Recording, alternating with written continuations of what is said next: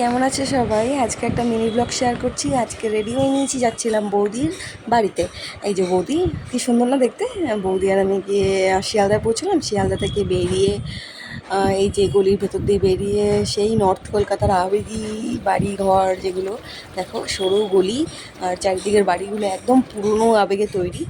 আর বৌদির নিজের বাড়িটাও ভীষণই পুরনো। দাঁড়াও দেখাবো, এই দেখো। ভালো করে দেখাতে পারলাম না, আর ট্রেনে যা ভিড় ছিল যে ট্রেনের ভেতরে কোনো ফুটেজও নিতে পারিনি। যাই হোক, তখন বেলা প্রায় 1টা 12:30 ছাড়িয়েছে, 1টা বেজে গেছে। ঢুকে গেছি, যা গরম লাগছিল। এসে একটু ফ্রেশ হয়ে খেতে বসে পড়েছি। খাবারে তো একটার পর একটা ভালো ভালো খাবার ছিল।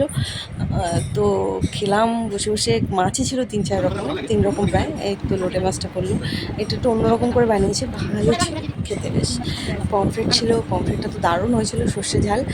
তো এটা খাওয়ার পর ছিল চিংড়ি মাছের মালাইকারি, ওটা তো সবারই অল টাইম ফেভারিট। তো চিংড়ি মাছের মালাইকারিটা শেষ করতেই ছিল চাটনি, আমের চাটনি, ওটাও বেশ সুন্দর হয়েছিল। তারপরে উঠে ল্যাদ খাচ্ছিলাম, খাওয়া দাওয়া শেষ, প্রচুর খেয়ে নিয়েছি। তারপরে এবার আমও খেয়েছি। আম খেতে খেতে বৌদির বিয়ের ক্যাসেটটা দেখছিলাম, যেটা আমার দেখা হয়নি। মানে আমার দাদা বৌদির বিয়ের ক্যাসেটটা দেখছিলাম। তো সেই 4 বছর আগের বিয়ের ক্যাসেট দেখে বলছো, বাহ দেখো দুজনকে কি মিষ্টি লাগছে বলো। তারপরে বিকেল হয়ে গেছিলো, খেলাম চা। চায়ের কাপগুলো ছিল কি সুন্দর, ছোট্ট ছোট্ট, দেখো ভারের মতন, একটু একটু চা। তারপরে সন্ধে হয়ে গেছিলো। তারপরে ছিল হচ্ছে চাউমিন আর চিলি চিকেন, এটাও বাড়িতে বানানো, মানে বৌদির বাবা বানিয়েছে একটা আর বৌদির মা বানিয়েছে একটা। তারপরে হয়ে গেছে আমাদের টাইম ফেরার, তাই রেডি হয়ে নিয়েছি আবার। এই যে বৌদির মা কি মিষ্টি দেখতে দেখো। তারপরে কাকু মানে বৌদির বাবা আমাদের দিয়ে আসছিলো।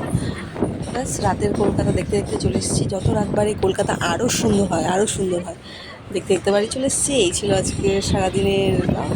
তো সবাই ভালো ভালো থেকো, টাটা।